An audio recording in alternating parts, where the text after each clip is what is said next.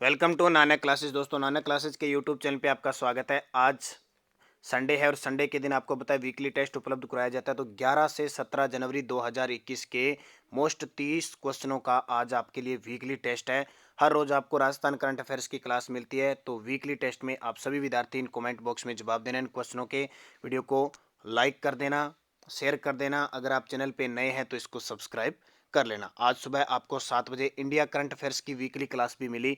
तो बहुत सारे विद्यार्थी कह रहे थे कि सर राजस्थान करंट अफेयर्स, तो राजस्थान करंट अफेयर्स तो आनी आनी है। इसके साथ हमने नई शुरू की है इंडिया करंट अफेयर्स। सुबह 7 बजे आपको कम से कम 27 से 28 मिनट की क्लास मिली थी। वो वीकली है और मंथली मिलेगी वो, और ये हमारी लगातार क्लास चलेगी। तो लाइक कर दो, फटाफट शेयर कर दो अपने दोस्तों में। अगर आप चैनल पे नए हैं तो इसको सब्सक्राइब कर लो। पहला क्वेश्चन देखिए, बहुत इंपॉर्टेंट क्वेश्चन, और उसका आंसर आपको कमेंट में देना है, ध्यान रखना। राजस्थान के किस विश्वविद्यालय को श्रीमती सुषमा स्वराज स्त्री शक्ति पुरस्कार से सम्मानित किया गया? राजस्थान के किस विश्वविद्यालय को श्रीमती सुषमा स्वराज स्त्री शक्ति पुरस्कार से सम्मानित किया गया? तो राजस्थान विश्वविद्यालय जयपुर, वनस्थली विद्यापीठ, हरिदेव जोशी पत्रकारिता या तकनीकी विश्वविद्यालय। तो सही जवाब आपको देना है और सारे विद्यार्थी कमेंट में जवाब दोगे, क्योंकि आपके लिए वीकली टेस्ट है। इसका मतलब यही है कि आपने सप्ताह में जो भी हमारे वीडियो दिया गया उसमें आपको क्या पढ़ाया गया उसके बारे में चर्चा है। तो इसका सही जवाब क्या हो जाएगा? वनस्थली विद्यापीठ टोंक, जिसकी स्थापना हीरालाल शास्त्री के द्वारा की गई थी। शांताबाई कुटीर नाम से की गई थी, लेकिन बाद में इसका नाम क्या हो गया? वनस्थली विद्यापीठ। और ये खास करके महिलाओं को समर्पित है, पूर्ण रूप से, यानी महिलाओं को समर्पित है। तो कहाँ पे है? टोंक के अंदर। और इससे पहले आपको बता दूं, अगला क्वेश्चन चलें। या मंथ का course RPSC RS foundation batch course 2019-21 का 13 जनवरी से स्टार्ट हुआ था और पूरे 2021 चलेगा 15 दिसंबर तक। तो आज ही आप ज्वाइन कीजिए। अन अकेडमी ऐप वीडियो के डिस्क्रिप्शन में भी है और प्ले स्टोर से भी आप डाउनलोड कर सकते हैं, जिसमें टॉप फैकल्टी के द्वारा आरएस मैन और फ्री की तैयारी करवाई जाएगी, प्रैक्टिस सेट करवाया जाएगा। अगर आप इनके कोर्स को खरीदना चाहते हो, मामूली से है, हमारे इस कोर्स को खरीदना चाहते हो तो प्रोमो कोड यूज कर लेना, Nanak classes. Nanak classes promo code use करना, 10% आपको छूट प्राप्त होगी।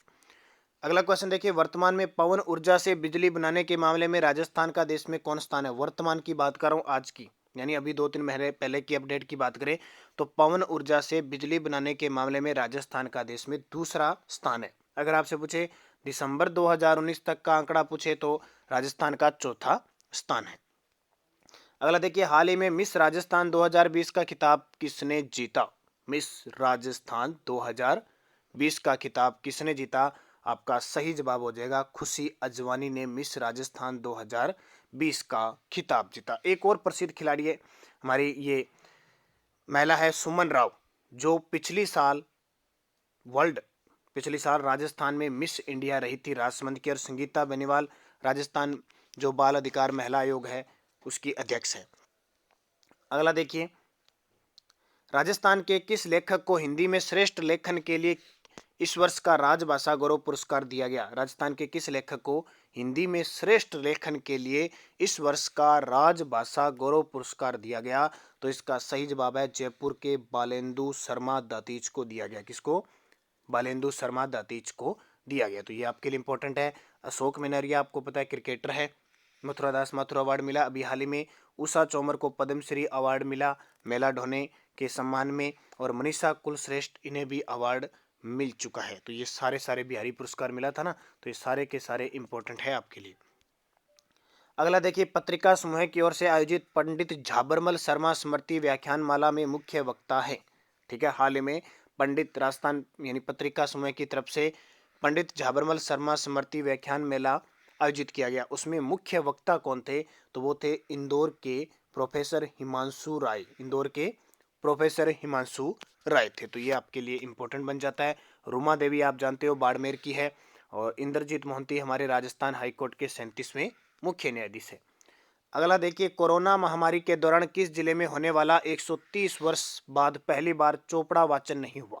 कोरोना महामारी के कारण लगभग सम्मेलन आपको पता है वर्चुअल हुए और कई जगह रद्द भी कर दिए गए।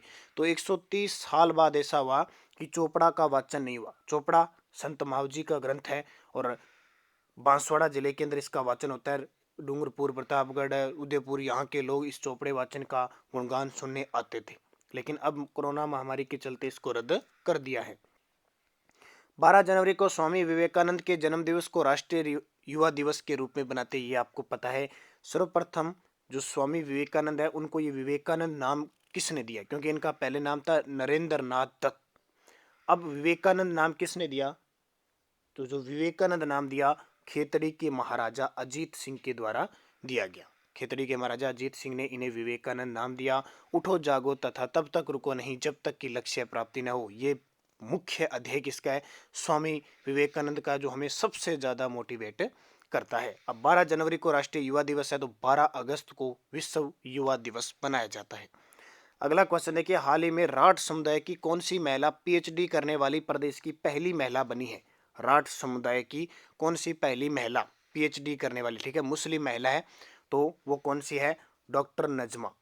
डॉक्टर नजमा के द्वारा किया गया। डॉक्टर नजमा श्री गंगानगर जिले से संबंध रखती है। हाल ही में तख्त सागर में डूबने से भारतीय सेना के कैप्टन अंकित गुप्ता का निधन हो गया, उनका संबंध कहां से था। हाल ही में तख्त सागर, ये कहां पे है, ये है, आपको याद रखना है, जो झील है कायलाना झील, उसके पास है। डूबने से कैप्टन अंकित गुप्ता का निधन हो गया, तो वो गुरुग्राम से संबंधित थे। कहाँ का निवासी, कहाँ के थे, गुरुग्राम के थे। और इधर ये जो कायलाना झील है जोधपुर के अंदर, वहाँ क्या हुआ कि उसको प्रताप सागर झील भी कहते हैं, ध्यान रखना। वहाँ क्या हुआ, एक प्रशिक्षण चल रहा था, डूबते हुए को कैसे बचाया जाए, तो उसमें अंकित गुप्ता डूब गए कैप्टन, और कुछ दिनों तक इनका रेस्क्यू चला था, वो मिले नहीं, और फिर अंततः उनका शव मिल गया, तो इनका निधन हो गया। गुरुग्राम हरियाणा के अंदर है, हरियाणा से भी राजस्थान से भी गुरुग्राम की सीमा लगती है। और अंतर्राष्ट्रीय सौर महागठबंधन का मुख्यालय पूछे तो गुरुग्राम के अंदर, ये आपके लिए इंपॉर्टेंट बन जाता है। अगला, राजस्थानी साहित्यकार डॉक्टर शक्तिदान का निधन हो गया, उनका संबंध किस जिले से था। राजस्थानी भाषा साहित्यकार थे डॉक्टर शक्तिदान, इनका निधन हो गया, इनका संबंध जोधपुर जिले से था। कहाँ से, जोधपुर। शक्तिदान को खूब सारे पुरस्कार, पृथ्वीराज राठौड़ पुरस्कार, सूर्यमल पुरस्कार, राजस्थान साहित्य अकादमी पुरस्कार, ये सारे पुरस्कार मिल चुके हैं। तो शक्तिदान का निधन जोधपुर के थे। अगला देखिए, Kumarappa national handmade paper institute कहाँ पर स्थित है, जिसने पर्यावरण अनुकूल वॉल पेंट खादी प्राकृतिक पेंट को विकसित किया है।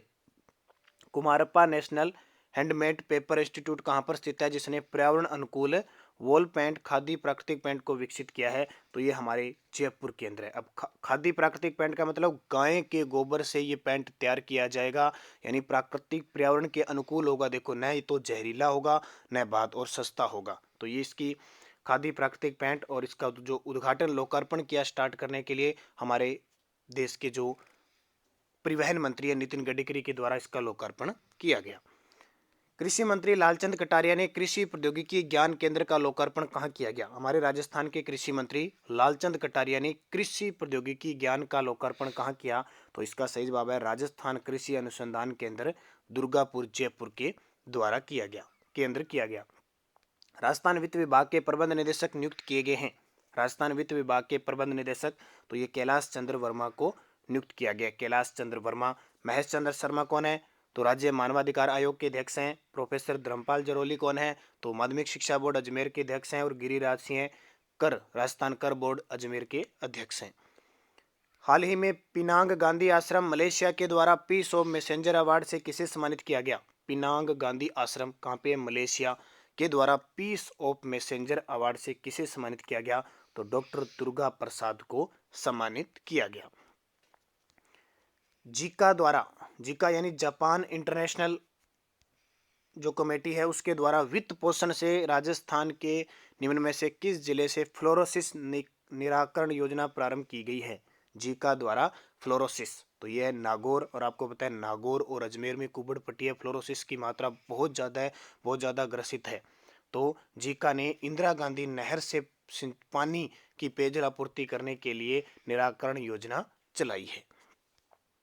प्रदेश के पहले ऑक्सोजोन की नींव कहाँ रखी गई। प्रदेश के पहले ऑक्सोजोन यानी पर्यावरण को बढ़ावा, पर्यावरण को शुद्ध करने के लिए पौधे लगाए जाएंगे, बहुत सारे लाखों में पौधे लगाए जाएंगे, तो इसकी नींव रखी गई है कोटा के अंदर, शिक्षा नगरी कोटा के अंदर रखी गई है।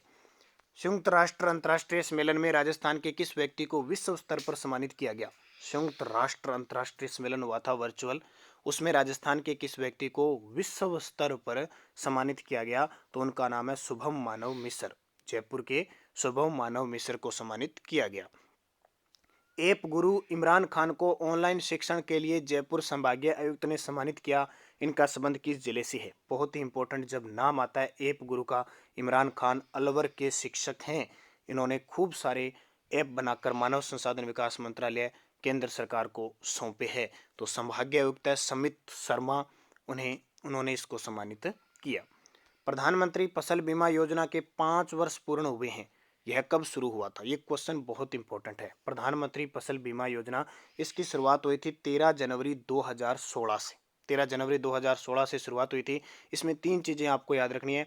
इसमें प्रीमियम कितना दिया जाता है? रबी की फसल पर 1.5%, और खरीफ की फसल पर 2%, और जो बागवानी वाणिज्य फसल है उस पर 5% प्रीमियम दिया जाता है। ये तीनों ध्यान रखना, एग्जाम में कभी भी पूछा जा सकता है।